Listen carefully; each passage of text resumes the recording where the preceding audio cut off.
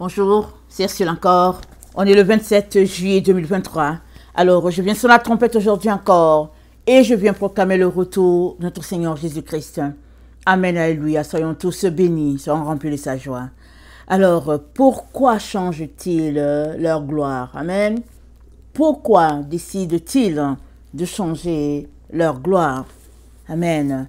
Alors, le texte se trouve dans Romains 1 et le verset 18. La colère de Dieu se révèle du ciel contre toute impiété et toute injustice des hommes qui retiennent injustement la vérité captive. Car ce qu'on peut connaître de Dieu est manifeste pour eux, Dieu le leur ayant fait connaître. En effet, les perfections invisibles de Dieu, sa puissance éternelle et sa divinité se voient comme à l'œil. Depuis la création du monde, quand on les considère, dans ses ouvrages, ils sont donc inexcusables. Puisque, ayant connu Dieu, ils ne l'ont point glorifié comme Dieu, et ne lui ont point rendu grâce, mais ils se sont égarés dans leurs pensées, et leur cœur sans intelligence a été plongé dans les ténèbres. Se vantant d'être sages, ils sont devenus fous, et ils ont changé la gloire de Dieu, incorruptible, en image représentant l'homme corruptible. Des oiseaux, des quadrupèdes, des reptiles, c'est pourquoi Dieu les a livrés à l'impureté, selon les convoitises de leur cœur, en sorte qu'ils déshonorent eux-mêmes leur propre corps. Eux qui ont changé la vérité de Dieu en mensonge, qui ont adoré et servi la créature au lieu du Créateur, qui est béni éternellement. Amen. Et c'est pourquoi Dieu les a livrés à des passions infâmes. Car leurs femmes ont changé l'usage naturel en celui qui est contre nature. Et de même, les hommes, abandonnant l'usage naturel de la femme, se sont enflammés dans leurs désirs les uns pour les autres, commettant homme avec homme des choses infâmes, recevant en eux-mêmes le salaire qui méritait leurs égarements. Comme ils ne sont pas souciés de connaître Dieu, Dieu les a livrés à leur sens réprouvé pour commettre des choses indignes. Étant remplis de toute espèce d'injustice, de méchanceté, de cupidité, de malice plein d'envie, de meurtre, de querelle, de ruse, de malignité, rapporteurs médisants, impies, arrogants, hautains, fanfarons, ingénieux au mal, rebelles à leurs parents, dépourvus d'intelligence, de loyauté, d'affection naturelle, de miséricorde. Et bien qu'ils connaissent le jugement de Dieu, déclarant dignes de mort ceux qui commettent de telles choses, non seulement ils les font, mais ils approuvent ceux qui les font. Amen. Alors, ils connaîtront ou bien ils connaissent le jugement de Dieu, ils sont livrés. Amen. Alors, tous ceux-là qui commettent ces choses-là, ils sont livrés. Parce qu'ils ont décidé de se détourner de ce que Dieu a établi pour marcher selon leur passion infâme, selon le désir de leur cœur, des désirs qui sont alimentés ou bien qui sont suscités par le mal, la rébellion. Et c'est ça qui a conduit les hommes là où ils sont. Alors, s'il y a une génération qui comprend très bien ce que ce texte dit, c'est bien notre génération. Parce que les gens sont versés dans ces pratiques vraiment abominables-là. Et ils forcent les autres à accepter cela. Alors que Dieu dit, c'est abomination, ils forcent, ils essaient d'établir des lois, des règles, afin de faire accepter ça par tout le monde. Et Dieu a déjà prononcé le jugement, amen, contre toutes ces choses-là. Mais la question, elle est celle-là. Pourquoi les gens changent-ils leur gloire? Amen. Alors, nous avons été créés à l'image de Dieu. Hommes et femmes, nous avons été créés à l'image de Dieu. Nous sommes à la ressemblance de notre Dieu, notre Créateur. Amen. Et quand Dieu dit que nous sommes à la ressemblance de Dieu, amen, ce n'est pas la ressemblance physique qui est d'abord pointée, c'est la ressemblance spirituelle d'abord. parce que nous venons de Dieu. Nous portons en nous l'ADN de Dieu, si bien que les attributs de Dieu sont aussi en nous, et il nous les a amenés à notre niveau avec les séphiros, en donnant lui-même les 22 lettres de l'alphabet. Les 32 sentiers sont là pour nous montrer combien la lumière de Dieu est disponible pour tout un chacun, afin que nous puissions y marcher. Donc voilà. Alors, malgré tout ce que Dieu a pourvu, n'est-ce pas, pour que nous puissions recevoir pleine lumière, les gens, amen, choisissent de changer leur gloire. C'est-à-dire de ressembler à autre chose qu'à Dieu. Alors, il y a des gens ici sur la terre ils sont des humains, créés à l'image de Dieu.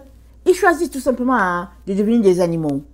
Ils sont à la ressemblance des panthères, des faucons, lions, serpents et tout, et puis j'en passe. Ils se choisissent un animal qui les représente et finalement, c'est ce qu'ils sont. Mais ce n'est pas les choses qui sont visibles à l'œil nu, à moins que Dieu ouvre tes yeux pour que tu puisses voir. C'est pas visible à l'œil nu. Mais, pourquoi les gens font-ils ça? Amen. Pourquoi? Parce que il n'y a pas plus haute position, n'est-ce pas, que d'être créé à l'image de Dieu, que d'être à la ressemblance de Dieu. Dieu, c'est l'être suprême. Mais qu'est-ce qui fait qu'une personne qui a la ressemblance de Dieu décide tout simplement d'être à la ressemblance d'un animal? Qu'est-ce qui peut amener l'être humain jusque-là? Alors, la Bible nous dit, la réponse se trouve dans Romains 1, le verset 21. C'est dit, puisque ayant connu Dieu, ils ne l'ont point glorifié comme Dieu. Et ils ne lui ont point rendu grâce. Voilà, les 2 points. Ne pas glorifier Dieu comme Dieu, ne pas lui rendre grâce. 2 points qui ont l'air de rien, mais qui sont une clé très importante pour ne pas se retrouver dans certaines bassesses. Amen. Très, très important. Alors, ils n'ont pas rendu grâce à Dieu et ils ne l'ont pas glorifié. Alors, glorifier quelqu'un, c'est quoi?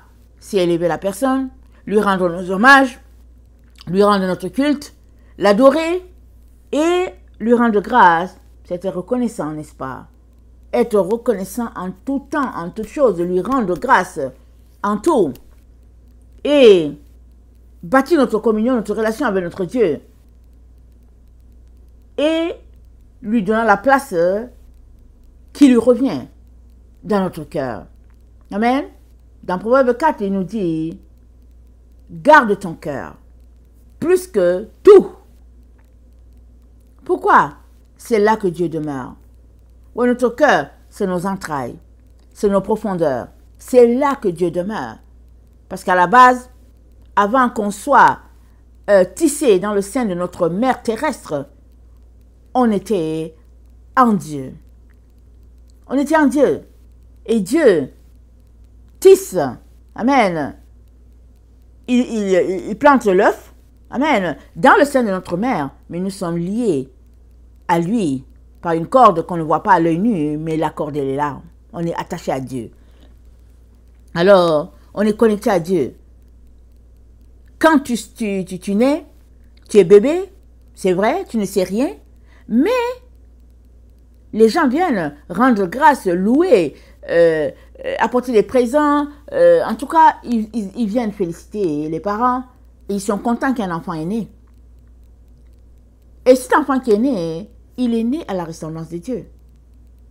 Et si les parents sont dans des choses de ténèbres, ça ne va pas durer longtemps avant qu'ils vont consacrer cet enfant-là, non à la ressemblance de Dieu, mais à la ressemblance de leur animal. Peu importe l'animal qu'ils ont choisi dans leur famille. Alors, voilà un peu là où l'être humain est rendu. Mais la Bible nous dit, quand on arrive là, c'est parce que on ne glorifie pas Dieu dans son titre de Dieu et on ne lui rend pas grâce. Et cela est dû au fait que nos pensées nous égarent. On va rappeler encore, c'est quoi nos pensées? Les pensées, c'est l'ensemble de nos opinions, c'est les idées reçues par-ci, par-là, soit par notre éducation, dans la famille, soit par notre environnement, nos études.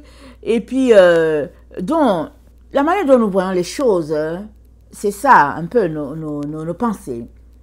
Alors, ce sont nos pensées qui nous dirigent. Les gens ne vont pas forcément voir les pensées, mais le chauffeur à bord, ce sont nos pensées. Là où je suis en train de vous parler, par mes pensées, je suis en train d'enseigner. Amen. Donc, j'ai mon focus sur Dieu. Mais je peux décider de sortir de ce focus-là et d'aller en voyage en Floride. Alors, mes pensées me connectent à la Floride. Mon corps est là, mais je suis en Floride. Et c'est ça, la force de la pensée. Par la pensée, tu orientes ta vie. Par la pensée, tu peux faire des choses vraiment glorieuses, comme tu peux faire des choses abominables. Ta pensée, c'est le chauffeur, c'est la force, c'est ce qui conduit ta vie. Alors, c'est dit, ils se sont égarés dans leurs pensées, et leur cœur sans intelligence a été plongé dans les ténèbres. Alors, si vous m'écoutez souvent, je ne cesse de mentionner les séphiros. Amen, je nous encourage à aller faire nos études, parce que le premier séphiro qui est le Yod, amen, qui est une petite mesure de Dieu, amen, en l'homme, ça nous envoie la lumière, et cette lumière, cette lumière est reçue par Bina. Alors, ça dépend des différents séphiros. Tout de suite, il y a des séphiros qui disent que Chokma, c'est le numéro 1, mais au fait, j'ai reçu de Dieu tout simplement que, au fait, de Yod, on est connecté à Bina, parce que Bina, c'est la mère. Et puis maintenant, la relation du Yod avec Bina donne Chokma, qui est l'enfant. Amen. Qui est la semence incorruptible. Et c'est comme ça que Dieu part. Il part les parties de lui-même, et à cela, il ajoute une autre unité, ça fait 2, et puis les 2, au fait, deviennent 1 pour donner un autre troisième élément, etc., etc. Alors, une personne qui connecte à l'intelligence et à la sagesse divine, c'est une personne qui a décidé de s'unir à Dieu, qui a décidé de découvrir qui est ce Dieu-là, qui a décidé tout simplement de bâtir sa relation avec Dieu. Une telle personne, dans son quotidien, glorifie Dieu, dans son quotidien, lui rend grâce, parce qu'il est Dieu, parce qu'il est son créateur, et c'est la moindre des choses. Amen. C'est la moindre des choses. Malheureusement, le mal est tellement répandu que Romains 1 nous dit, au verset 29, étant rempli de toute espèce d'injustice, de méchanceté, de cupidité, de malice, plein d'envie, de meurtre, de querelle, de ruse, de malignité, rapporteurs, médisants, impies, arrogants, hautains, fanfarons, ingénieux au mal, rebelles à leurs parents, dépourvus d'intelligence, de loyauté et d'affection naturelle, de miséricorde. Amen. Dépourvus. Tout ça là que j'ai cité, mais la partie qui est la plus forte, c'est dépourvu d'affection naturelle. Ça dit, de façon naturelle, l'être humain, créé à l'image de Dieu, est une personne sensible. Amen. Mais aujourd'hui, ils sont là, ils se baladent, le regard hagard, sans émotion. Tu es là, tu ne sais pas, est-ce que c'est une personne? Qu'est-ce qui se passe?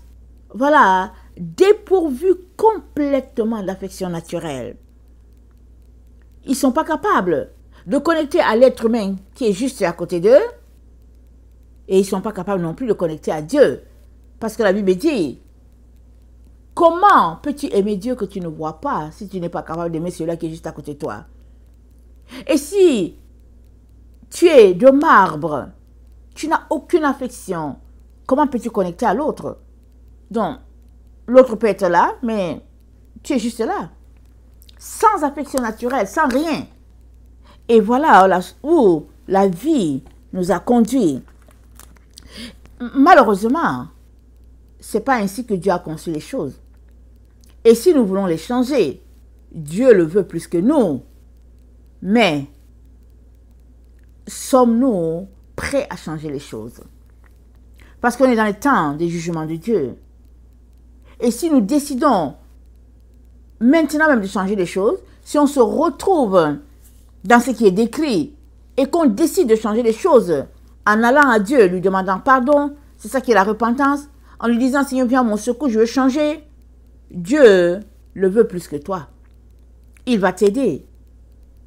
Il faudrait que tu sois sincère, que tu sois véridique dans ton besoin ou bien ta décision de changer, de connecter désormais à Dieu. Dieu le veut.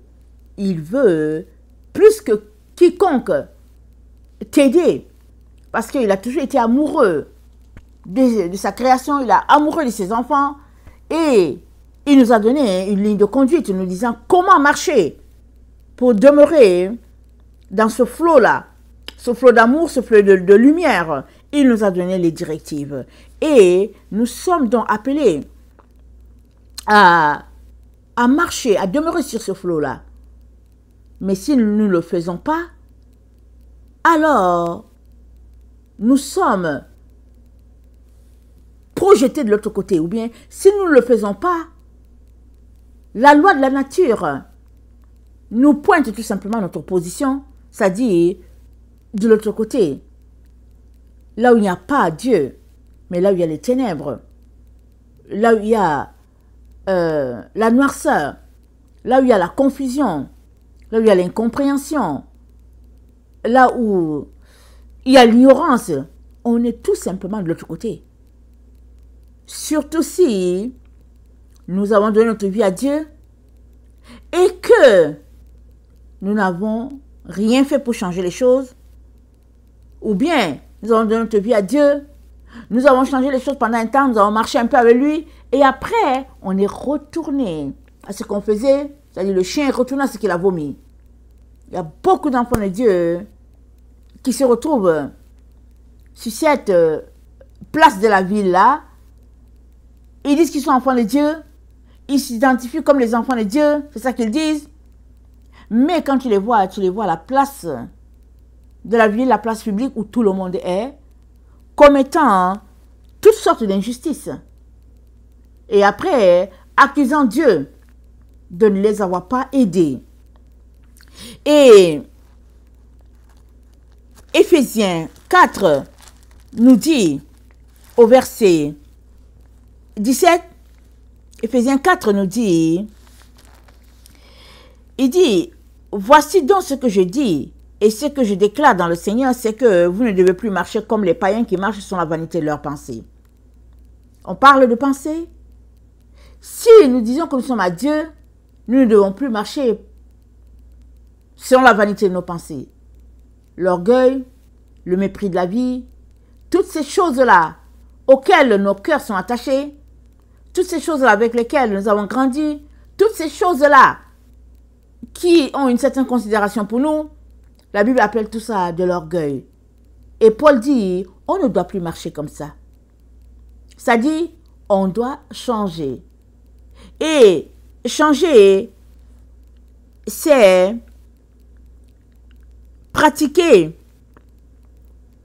C'est dit, c'est marcher conformément au verset 21. C'est dit, si, du moins vous l'avez entendu, et si conformément à la vérité qui est en Jésus, c'est en lui que vous avez appris, vous avez été instruit à vous dépouiller, eu égard à votre vie passée du vieil homme qui se corrompt par les convoitises trompeuses. Donc, une fois qu'on donne notre vie à Jésus, on est appelé à se dépouiller de toutes ces choses-là qui avaient une valeur pour nous. Et le verset 18 de Éphésiens 4 nous dit, ils ont l'intelligence obscurcie, ils sont étrangers à la vie de Dieu à cause de l'ignorance qui est en eux, à cause de l'endurcissement de leur cœur. Ça, c'est la vie de la personne qui n'a pas Dieu. Mais pour toi qui as Dieu, tu ne devrais plus avoir un cœur endurci. Tu ne devrais plus être ignorant. Pourquoi? Parce que tu prends le temps pour étudier la parole de Dieu. Tu t'assois. Tu décortiques la parole. Tu t'assois et tu pries. Tu demandes de l'aide au Seigneur pour pouvoir comprendre, saisir ce qu'il est en train de te dire. Et alors que tu comprends et puis tu saisis, tu pries pour que Dieu t'aide à intégrer ces changements-là dans ta vie. Ça, c'est un principe. La vie de tout enfant de Dieu. Mais si toi, tu as donné ta vie à Jésus-Christ, mais que tu as continué à pratiquer ce que tu pratiquais, bavardage inutile, passion de ce monde, si ce sont ces choses-là que tu fais, alors il n'y a pas moyen que tu puisses te rendre loin. Parce qu'avec ces choses-là, on ne va pas loin. On est toujours dans le domaine des esprits séducteurs. Et ils nous retardent, ils nous empêchent de grimper la montagne. Et on est toujours là. Et ça peut durer le temps que ça va durer. Le temps où Dieu va considérer qu'on est bébé, ça va durer. Mais si à un moment donné, il se rend compte que ça fait longtemps que tu es bébé, tu es un nain spirituel, tu refuses de grandir, tu es assis là au sol, tu grattes tes fesses au sol, tu ne veux pas avancer. Alors, si à ce moment-là, il décrète que le temps de bébé est fini, alors tu vas tout simplement te retrouver dans une situation contraire à Dieu. Parce que il était de ton ressort de te débarrasser de ta vie passée. À partir du moment où tu as donné ta vie à Jésus, ce jour-là, ça marque un point de départ. Alors, avant cela, c'est ton passé. Et à partir de là, c'est ton futur. Donc, chaque jour, tu vis ton présent de manière à profiter de ton lendemain. Tu ne vis pas en épuisant ta journée.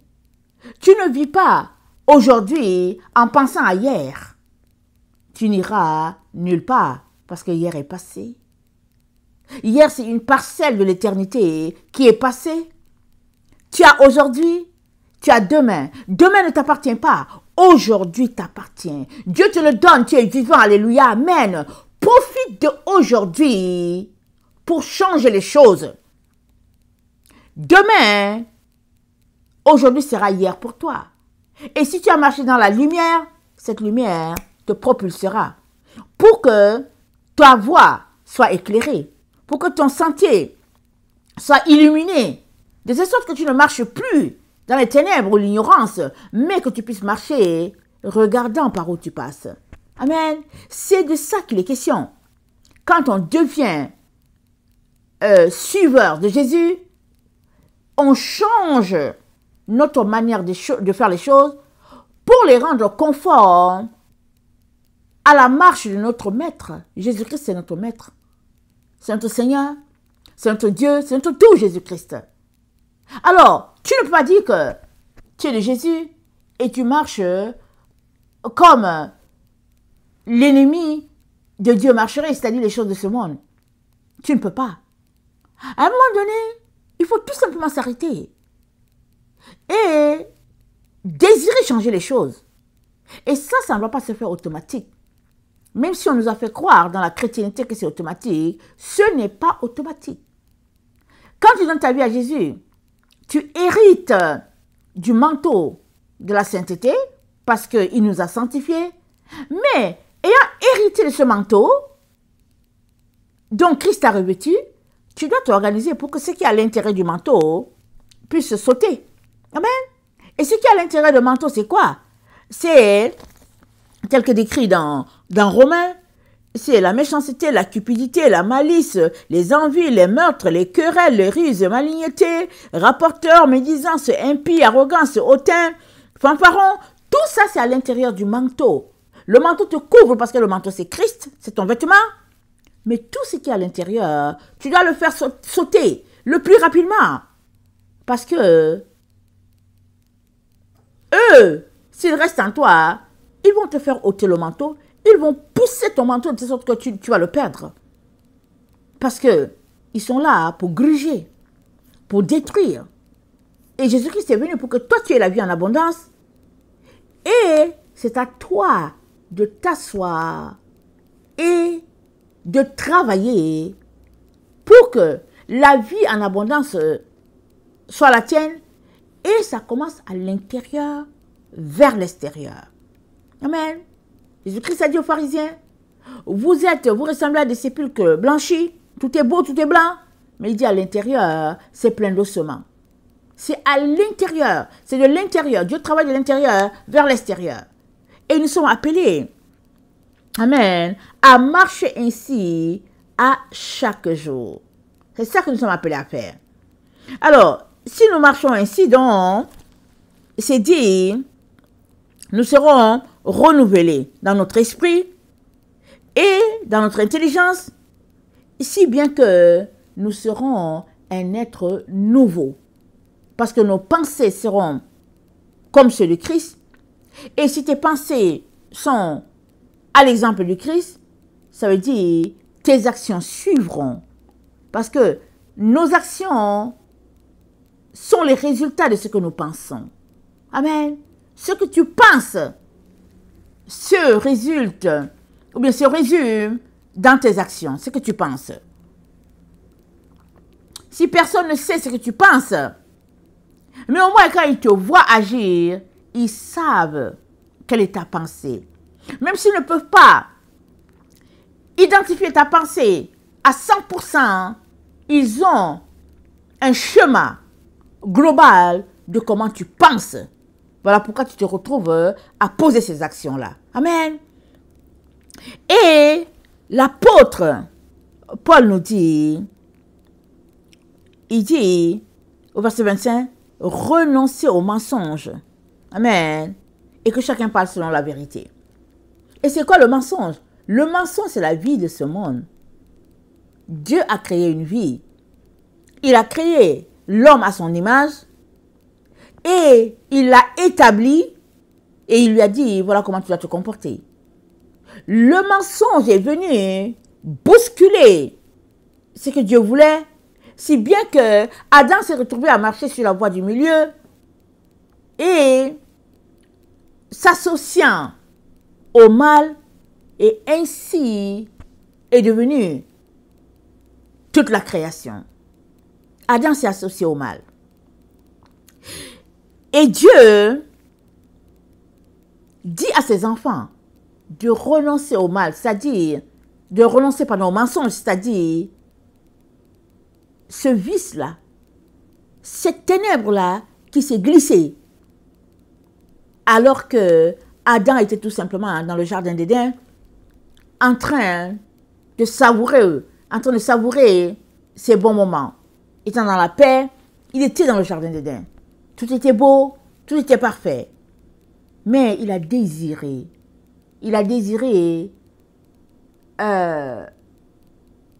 avoir un flirt avec le mal.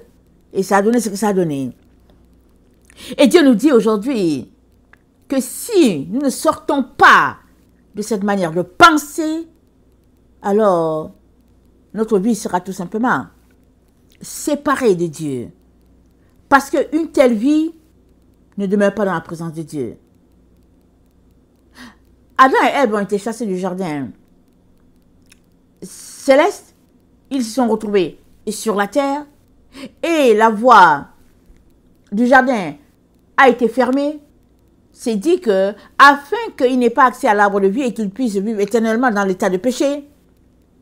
Mais aujourd'hui, l'arbre de vie est encore disponible.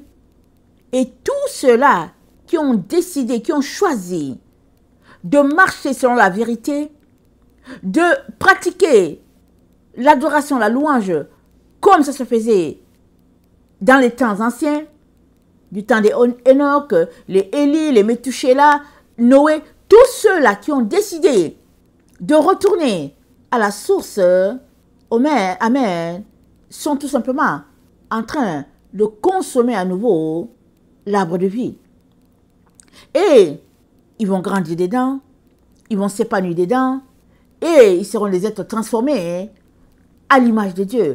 Pourquoi? Parce que leurs pensées sont désormais orientées sur les choses de Dieu et non sur la vaine manière de vivre de ce monde. Amen. Parce que ce sont tes pensées. Ce sont tes pensées qui dirigent tes pas. Ce sont tes pensées qui t'orientent dans le jardin d'Éden, là où il y a l'arbre de vie. Amen. Voilà un peu ce qui se passe là où nous sommes. Et dans Colossiens 2, le verset 14, attendez, Colossiens 2, le verset, le verset 8. Prenez garde que personne ne fasse de vous sa proie par la philosophie et par une vaine tromperie, s'appuyant sur la tradition des hommes, sur les rudiments du monde et non sur Christ, car en lui habite corporellement toute la plénitude de la divinité.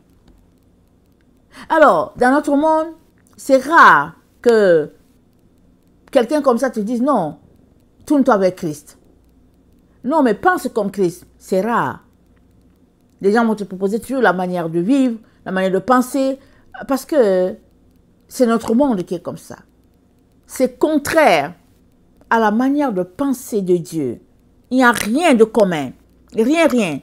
Tout est contraire à ce que Dieu attend de l'être humain. Mais toi, tu dois tout simplement tout faire pour t'enraciner et être fondé en lui. Paul nous dit dans Colossiens 2, le verset 6, il dit « Ainsi donc, comme vous avez reçu le Seigneur Jésus-Christ, marchez en lui, étant enraciné et fondé en lui, affermi par la foi, d'après les instructions qui vous ont été données et abondez en action de grâce. » Amen.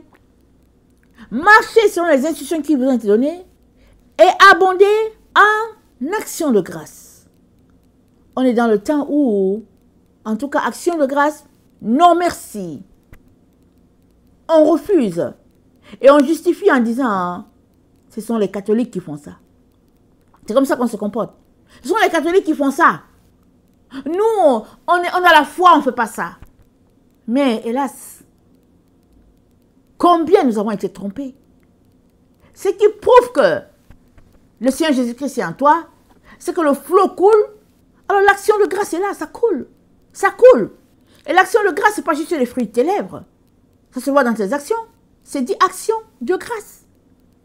Les fruits de tes lèvres, ce n'est qu'une infime partie de ce que tu peux poser comme action. Et puis action de grâce, pourquoi? Parce que tu as été sauvé, tu as été racheté, tu as été renouvelé, et puis tu es une nouvelle personne. Amen. Tu n'as besoin de rien, tu es d'être satisfait, tu es plein en Dieu. Alors tu abondes en action de grâce.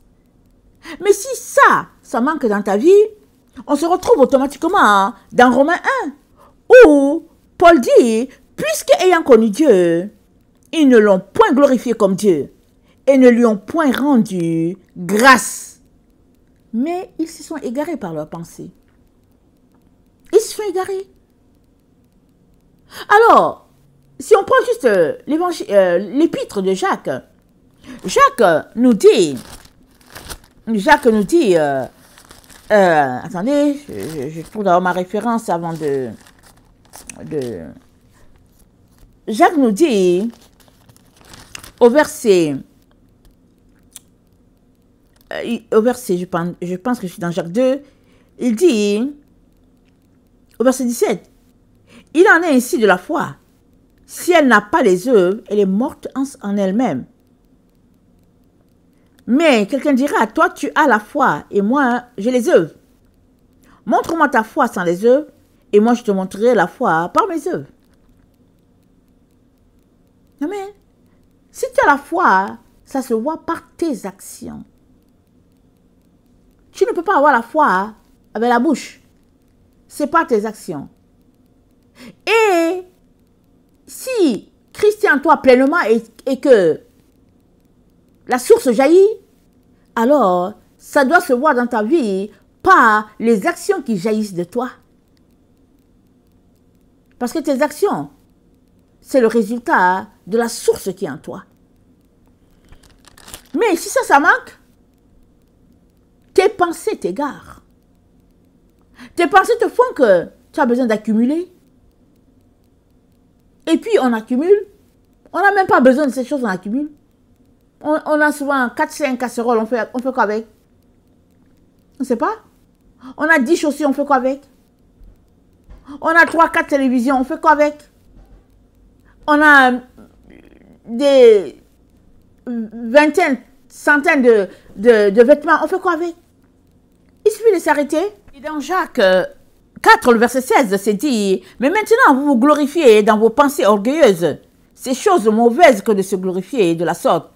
Celui donc qui sait faire ce qui est bien et qui ne le fait pas commet un péché. » Alors, nos pensées nous égarent. Nos pensées nous égarent.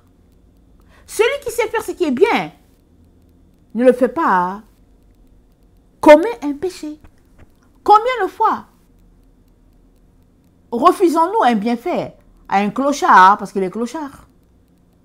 On le voit, on voit bien qu'il est clochard, qu'il a un besoin, mais on justifie en disant, je ne sais pas si en lui donnant quelque chose, il va aller prendre la drogue. Ben, je ne sais pas si en lui donnant quelque chose, rien ne me prouve qu'il va utiliser ça de manière correcte. Et si on pouvait, au lieu de nous concentrer à faire avancer l'œuvre de Dieu, on va se concentrer à suivre le clochard. Si on lui a remis 5 $, on va le suivre pour savoir qu'est-ce qu'il a fait les 5 $. Est-ce qu'il est entré dans une épicerie pour s'acheter un bout de pain?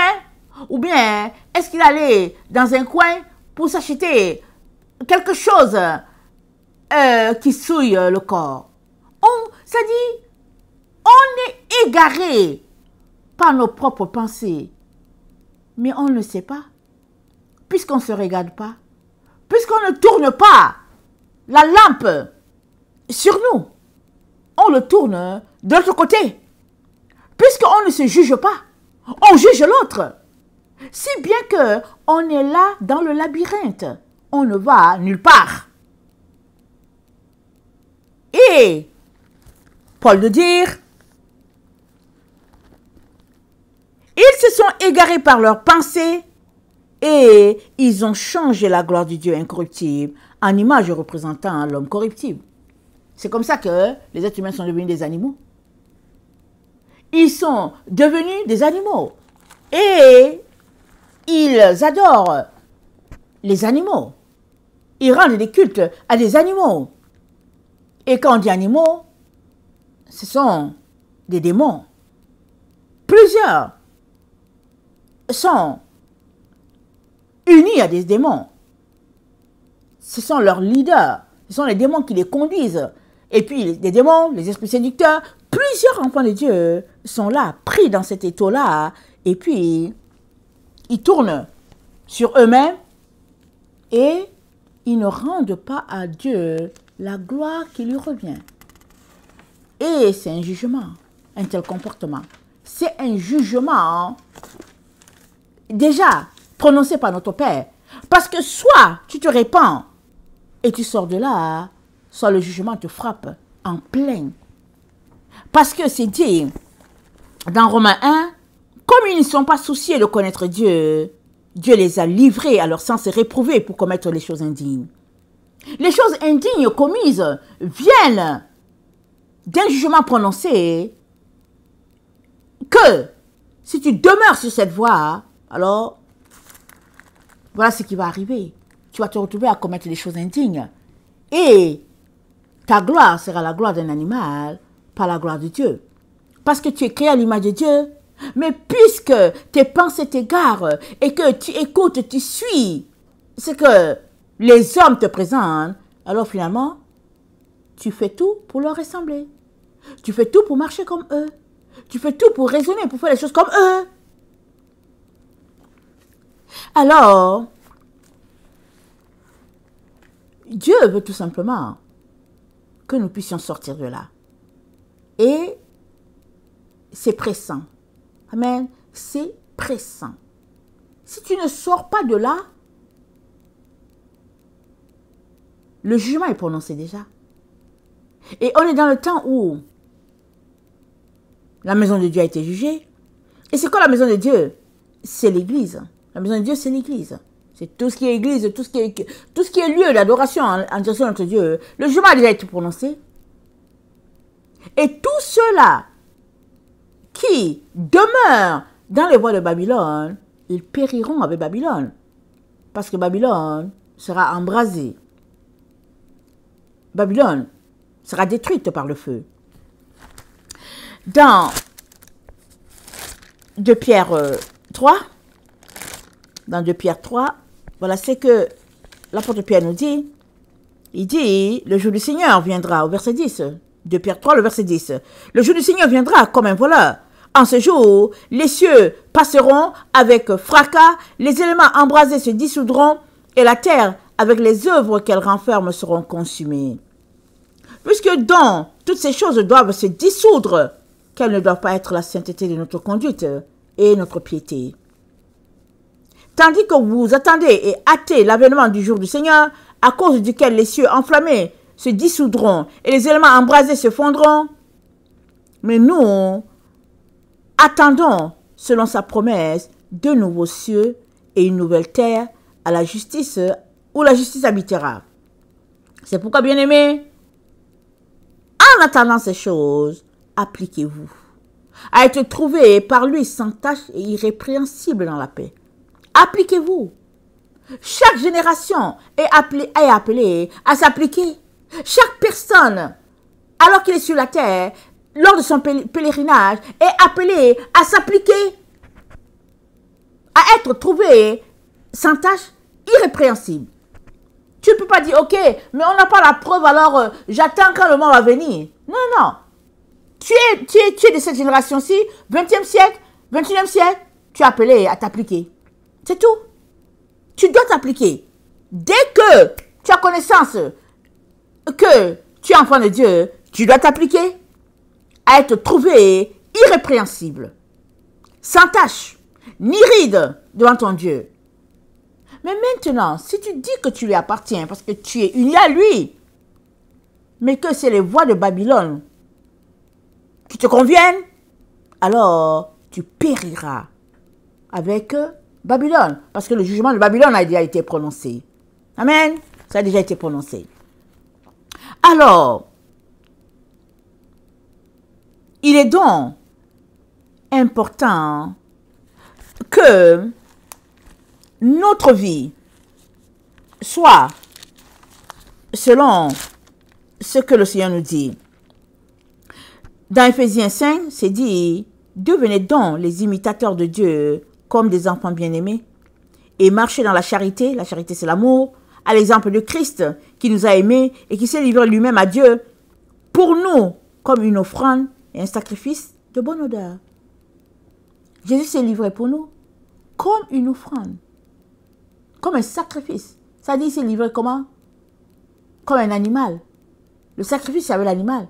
Jésus-Christ a été ce sacrifice-là. Alors, pourquoi toi, tu veux ressembler à un animal maintenant? Pourquoi tu veux changer ta gloire? Tu es à l'image de Dieu. Et Jésus-Christ a payé.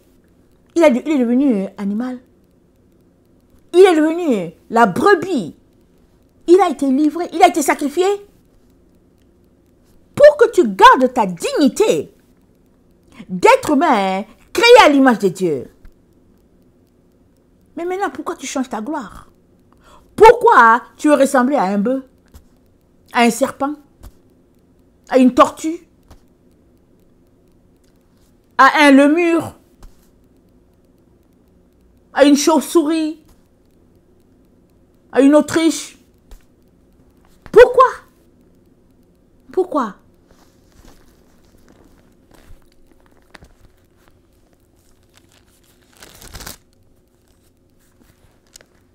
Et tu es dans Romains 1, Dieu dit, le verset 32, « Eh bien, qu'ils connaissent le jugement de Dieu, déclarant dignes de mort ceux qui commettent de telles choses. Non seulement ils les font, mais ils approuvent ceux qui les font. » Quelle est ta relation? Quel est ton cercle d'amis? Marches-tu seul? Solitaire? Ou bien, ce sont tes amis? Vous avez grandi ensemble? Vous avez toujours été bien ensemble? Ils ne t'ont rien fait de mal? Tu ne sais pas pourquoi tu vas te séparer d'eux? Et puis tatata, et puis tatata. Et tu es là dans ton labyrinthe. Et le jugement est prononcé. Et tu es là. C'est-à-dire, en pleine conscience, tu as choisi de périr. Puisque tu ne veux pas sortir de là. Dieu ne va pas venir te faire sortir forcé. Tu ne veux pas. Tu justifies tout. Alors que le jugement a déjà été prononcé.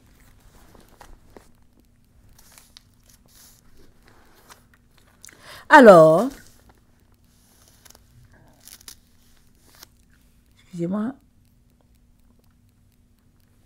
c'est dit, excusez-moi, je suis en train de lire mes notes. Dans le psaume 106, on est dans le psaume 106, dans le psaume 106,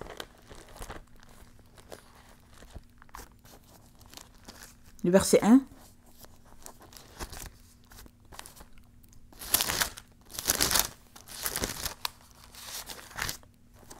C'est dit, louez l'Éternel car il est bon, car sa miséricorde durera toujours. Qui dira les hauts faits de l'Éternel? Qui publiera sa louange? Heureux ceux qui observent la loi, qui pratiquent la justice en tout temps. Amen. En tout temps. Et ça continue, quand on lit le psaume 106, ça continue, ça raconte qu'est-ce que Dieu a fait pour Israël, comment Dieu les a fait sortir d'Égypte. Et puis après, arrivés là dans le désert, ils ont élevé un veau, ils ont monté un veau, ils ont fabriqué un veau en or, et ils ont décidé d'adorer le veau. Le veau en or est devenu leur gloire. Ils se sont identifiés à un objet en or. Ils échangèrent leur gloire, le psaume 106, le verset 20, contre la figure d'un bœuf qui mange l'herbe. Ils ont échangé leur gloire. Et puis même, ce n'est même pas un vrai bœuf. C'est un bœuf fabriqué en or. Ils oublièrent Dieu leur sauveur qui avait fait de grandes choses en Égypte. Ils ont oublié ce Dieu-là. Comment Dieu a ouvert la mer, ils sont passés. Ils ont oublié ce Dieu-là complètement. Combien? C'est si réel de notre temps. Plusieurs ont été sauvés. Ils ont donné leur vie à Jésus.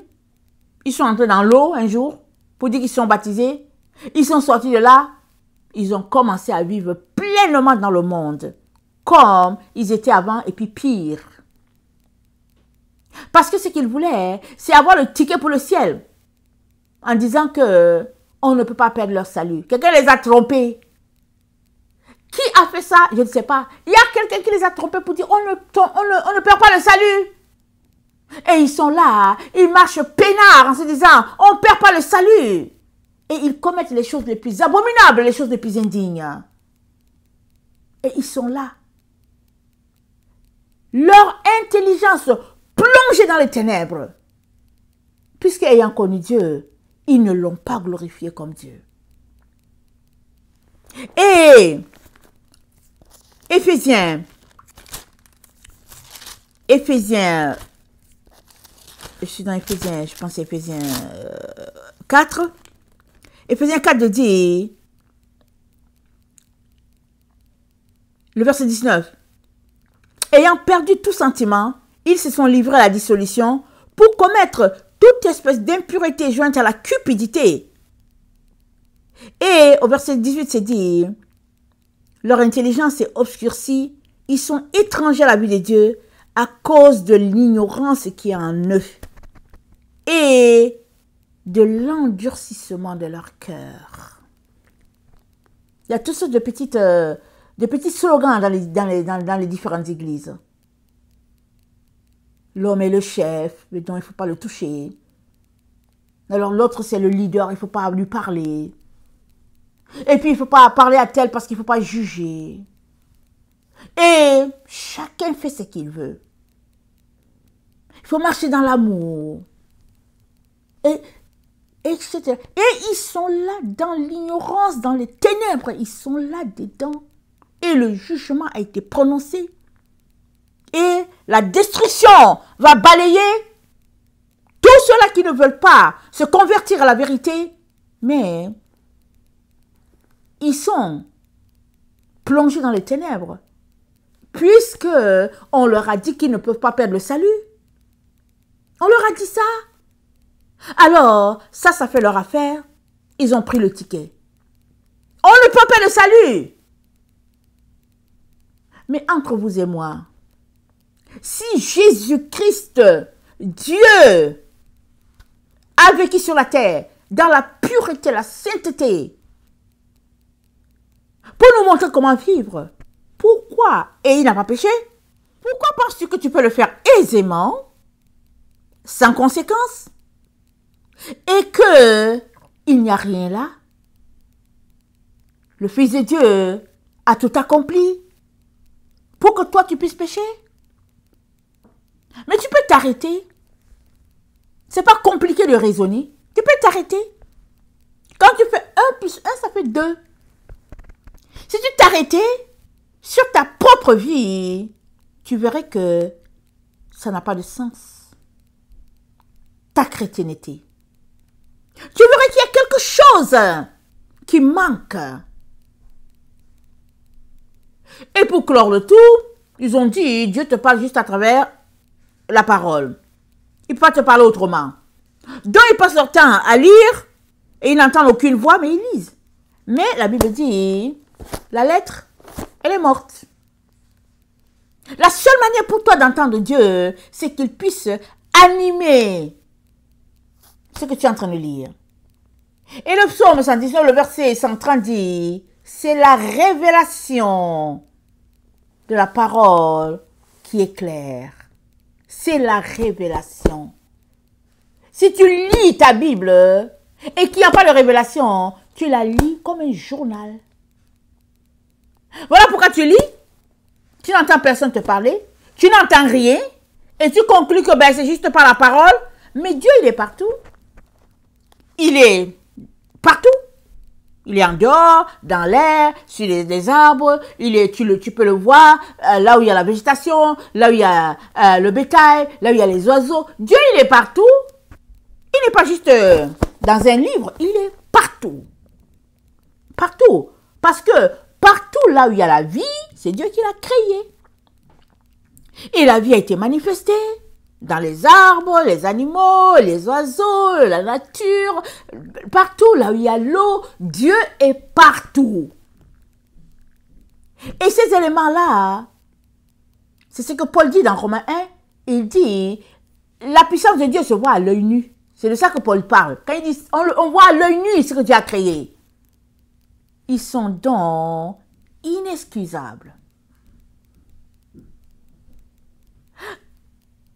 Donc, tu peux t'arrêter, disséquer chaque pensée de ton église et sortir du labyrinthe dans lequel tu es pour t'en aller, pour t'envoler. Parce qu'il faut bien que tu t'envoles. Et je ne parle pas d'enlèvement. Il faudrait bien que tu t'envoles. Il faut bien que tes pensées sortent de là. Sinon, tu périras dans ton labyrinthe. Tu périras là.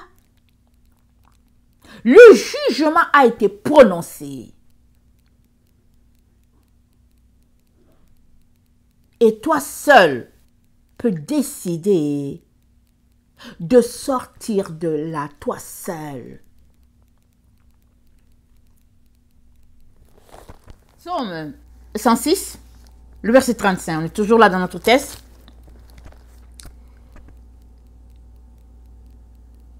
Je vais commencer à lire à 32. Ils irritèrent l'Éternel près des eaux de Mériba, et Moïse fut puni à cause d'eux.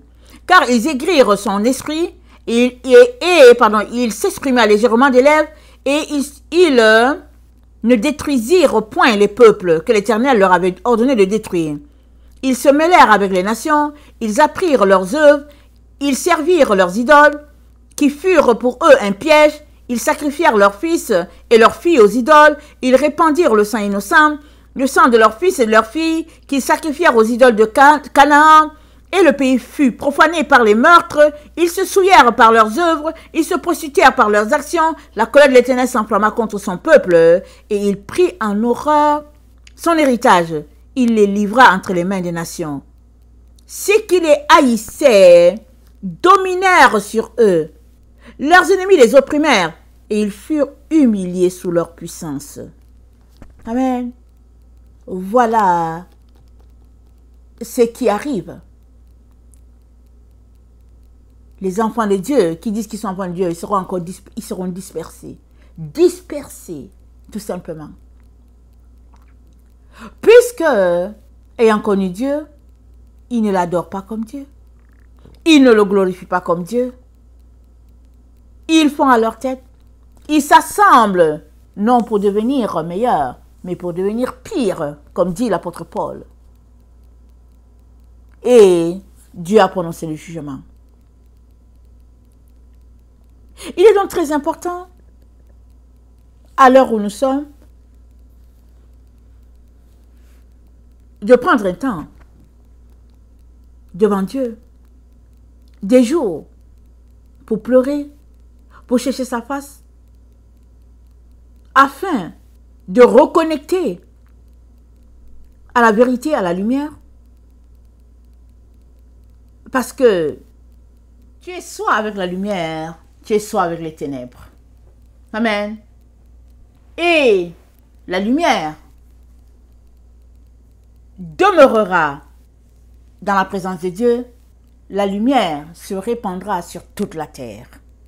Et tout ce qui est ténèbres sera détruit.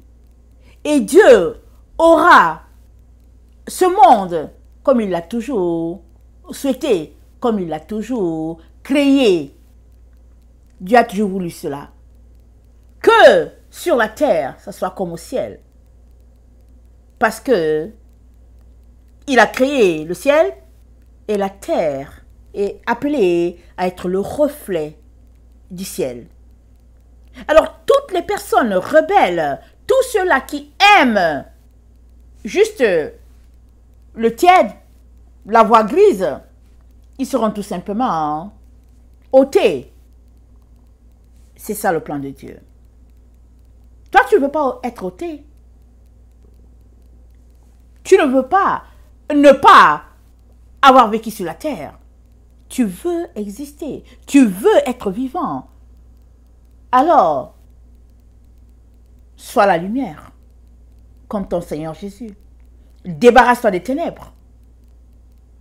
Et tu seras. Amen. Tu seras. Parce que seuls ceux qui sont unis à la lumière sont vivants. Tout ce qui est ténèbres périra, sera tout simplement emporté. Alors, la gloire de l'or, qu'est-ce que cela t'aura-t-il apporté? Rien. Et je termine donc en lisant le jugement de notre Dieu qui a été prononcé dans Daniel 2. Je termine avec ça. Dans Daniel 2, le verset... Daniel 2, le verset 34, c'est dit, tu regardais, lorsqu'une pierre se détacha sans le secours d'aucune main, frappa les pieds de fer, d'argile, de statue et les mit en pièces, alors le fer, l'argile, les reins, l'argent, l'or furent brisés ensemble et devint comme la balle qui s'échappe d'une aire en été. Le vent les emporta et nulle trace n'en fut trouvée. Mais la pierre qui avait frappé la statue devint une grande montagne et remplit toute la terre. Amen. Verset 44. Dans les temps de ces rois, le Dieu des cieux suscitera un royaume qui ne sera jamais détruit et qui ne passera point sous la domination d'un autre peuple. Il brisera et anéantira tous ces royaumes-là et lui-même subsistera éternellement. Écoute bien, verset 45. C'est ce qu'indique la pierre que tu as vue se détacher de la montagne sans le secours d'aucune main et qui a brisé le fer, l'airain, l'argile, l'argent et l'or. Le grand Dieu a fait connaître au roi ce qui doit arriver après cela. Le songe est véritable et son explication est certaine. Amen. Le songe est véritable et son explication est certaine. Alors le roi Nebuchadnezzar tomba sur sa face et se prosterna devant Daniel et il ordonna qu'on lui offrit des sacrifices et des parfums. C'est un roi païen. Il est tombé en adoration. Amen. Et puis en louange. Et on retourne à notre texte d'origine. Le Romain 1, c'est dit, ils se sont égarés. On va lire ça exactement tel que c'est dit. Romain 1, c'est dit, puisque ayant connu Dieu, ils ne l'ont point glorifié comme Dieu et ne lui ont point rendu grâce, mais ils se sont égarés par leurs pensées et leur cœur sans intelligence a été plongé dans les ténèbres. Que ce ne soit pas ton cas, que le changement puisse être fait rapidement. Amen. Pour ceux-là qui veulent changer les choses. Maranatha, Jésus revient. Amen. Et alléluia, sont tous bénis. Amen. Amen.